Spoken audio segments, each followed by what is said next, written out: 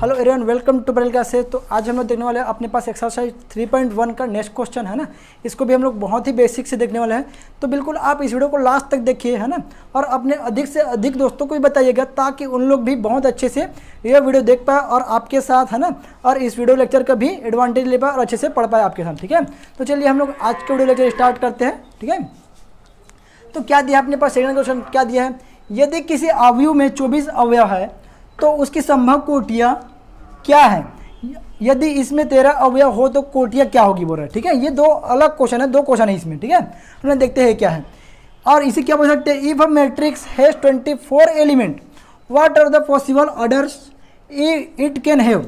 यहाँ पे हमको क्या करना है, यहाँ पे देखना है कि यहाँ से आपसे क्या पूछ रहा है कि ऑर्डर ऑफ मैट्रिक्स क्या होगा। ठीक है, यदि आपके पास 24 एलिमेंट्स है तो यहाँ पे हम लोग लिख सकते हैं सॉल्यूशन करके। हम जानते हैं क्या लिख सकते हैं, हम जानते हैं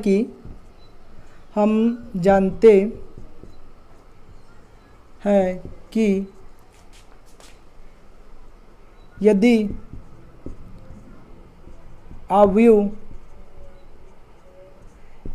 m क्रॉस n कोटि की है, मतलब कोटि मतलब ऑर्डर की है, तो उसमें अवयव की संख्या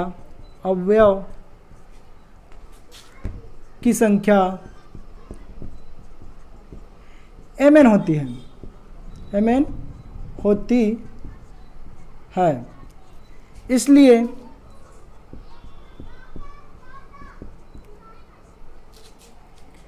अवयव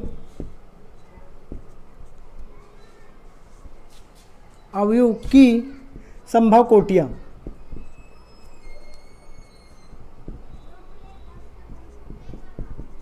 देखो ये क्या बोल रहा है, मैं बहुत ही बेसिक से समझाता हूँ कि आपके पास 24 एलिमेंट है ना। अब मैं आपको बताया था कि m क्रॉस n क्या है, यहाँ पे m क्या है, ये रो है, n क्या है, कॉलम है ना। तो ठीक है, तो m क्रॉस n की कोटि है, ऑर्डर की है, तो उसमें अवयव की संख्या mn होती है। मतलब mn मतलब अगर मैं दोनों को गुणा करूंगा तो क्या हो जाएगा, वही उसका क्या होता है, एलिमेंट होता है। इसीलिए अवयव की संभव कोटियाँ क्या हो सकती है, देखो आपके पास 1 रो और 24 कॉलम हो सकता है। ठीक है, इस चीज़ को ध्यान रखना ना। और क्या हो सकता है, आपके पास 2 रो और कितना जगह 12 कॉलम हो सकता है। ठीक है, मैं समझाऊंगा, अच्छे तरीके से समझाऊंगा, आप केवल एक बार देखिए। आपके पास क्या 3 कॉलम और क्या हो सकता है, 3 रो और 8 कॉलम हो सकता है। ठीक है, और क्या हो सकता है, आपके पास क्या हो सकता है, 4 रो 6 कॉलम हो सकता है। ठीक है, तो भी देखो अब इन सभी को गुणा करो, क्या आएगा, 24 आएगा, है ना। तो ये संभव कोटियाँ है, संभव मतलब ऑर्डर ऑफ मैट्रिक्स है ये अगर 24 एलिमेंट है तो ये हो सकता है। और क्या हो सकता है, आपके पास ये हो सकता है। अब आपके पास क्या हो सकता है, 6 × 4 हो सकता है, मतलब 6 रो और 4 कॉलम हो सकता है। और आपके पास क्या हो सकता है, 8 रो और 3 कॉलम हो सकता है, जस्ट इसका अपोजिट हो सकता है। ठीक है, और क्या हो सकता है, आपके पास 12 रो और 2 कॉलम हो सकता है। ठीक है, उसी प्रकार आपके पास क्या हो सकता है, आपके पास 24 रो और 1 कॉलम हो सकता है। ठीक है, तो बिल्कुल आप इस हर कंडीशन में देखोगे तो आपके पास एलिमेंट का जो नंबर ऑफ एलिमेंट है वो कितना होगा, 24 होगा, है ना।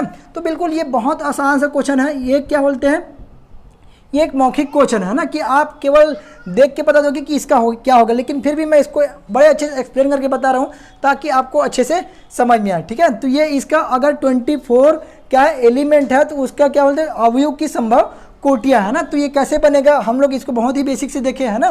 तो यहाँ पे आप जिसको भी गुणा करोगे 24 आएगा। इसी प्रकार हम लोग क्या लिख सकते हैं, एक और क्वेश्चन पूछा है, इसी प्रकार यदि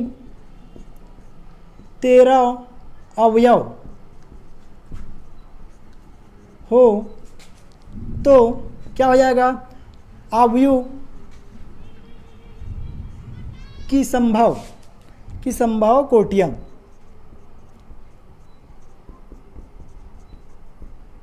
क्या हो सकता है अपने पास, अब अपने पास हो सकता है या तो रो की संख्या क्या हो सकता है 1 हो सकता है और ये 13 हो सकता है। ठीक है, वो रो की संख्या क्या हो सकता है अपने पास 1 और कॉलम की संख्या 13।